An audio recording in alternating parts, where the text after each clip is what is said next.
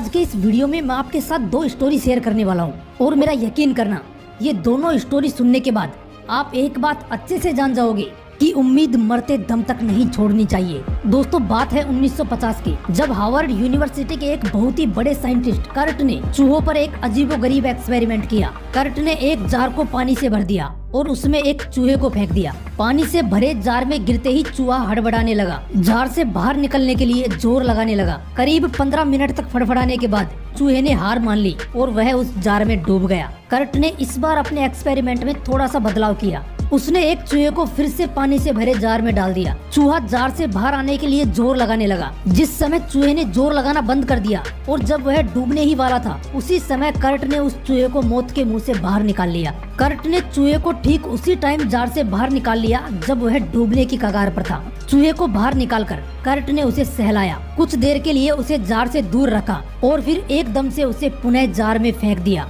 पानी से भरे जार में दोबारा फेंके गए चूहे ने फिर से जार से बाहर निकलने की कोशिश शुरू कर दी। लेकिन दोस्तों, पानी में दोबारा फेंके जाने पर उस चूहे में कुछ ऐसे बदलाव देखने को मिले जिन्हें देखकर कर्ट हैरान रह गए। कर्ट सोच रहे थे कि चूहा मुश्किल से 15 से 20 मिनट कोशिश करेगा और फिर उसकी शारीरिक क्षमता जवाब दे देगी, लेकिन ऐसा कुछ नहीं हुआ।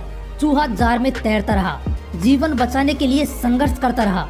और दोस्तों, अब आप ये जानकर हैरान रह जाओगे कि वो चूहा 1 या 2 घंटे नहीं, पूरे 60 घंटे तक पानी से भरे उस जार में अपना जीवन बचाने के लिए संघर्ष करता रहा। कर्ट ये देखकर हैरान रह गए कि जो चूहा 15 मिनट में हार मान चुका था, वही चूहा 60 घंटे तक कोशिश करता रहा, लेकिन हार मानने को तैयार नहीं था। कर्ट ने अपने इस एक्सपेरिमेंट को नाम दिया द होप एक्सपेरिमेंट। दोस्तों, कर्ट ने अपने एक्सपेरिमेंट का निष्कर्ष बताते हुए कहा कि जब चूहे को पहली बार जार में फेंका गया तो वह डूबने की कगार पे पहुंच गया था। उसी समय उसे मौत के मुंह से बाहर निकाल लिया गया, उसे एक नया जीवन मिल गया। उसी समय चूहे के दिमाग में एक उम्मीद ने जन्म लिया, एक आशा ने जन्म लिया। उसे महसूस हुआ कि एक हाथ उसे कठिन परिस्थितियों में बाहर निकाल सकता है। और यही वजह थी कि जब चूहे को दोबारा जार में फेंका गया तो वो इसी उम्मीद में 60 घंटों तक तैरता रहा कि एक हाथ आकर उसे डूबने से बचा लेगा।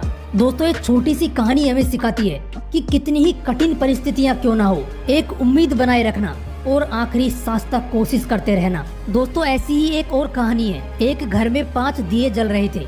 एक दिन पहले दिए ने कहा, इतना जलकर भी मेरी रोशनी की लोगों को कोई कदर ही नहीं है। इससे बेहतर तो यही होगा कि मैं बुझ जाऊं।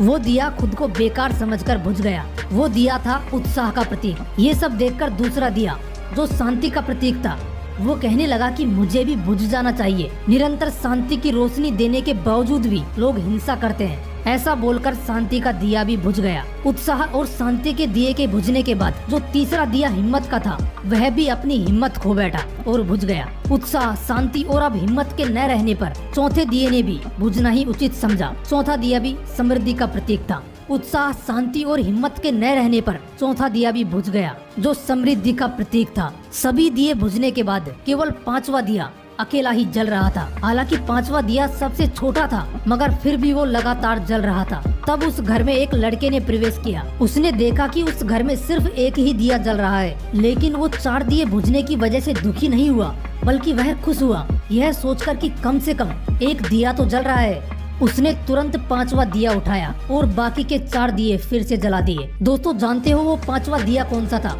वो था उम्मीद का दिया। इसलिए दोस्तों, अपने घर में, अपने मन में हमेशा उम्मीद का दिया जलाए रखना। चाहे सारे दिए बुझ जाएं, लेकिन उम्मीद का दिया कभी मत बुझने देना, क्योंकि ये एक ही दिया काफी है बाकी के दियों को जलाने के लिए। फिर मिलूंगा नेक्स्ट वीडियो में एक नए मोटिवेशन के साथ। जय हिंद, वंदे मातरम।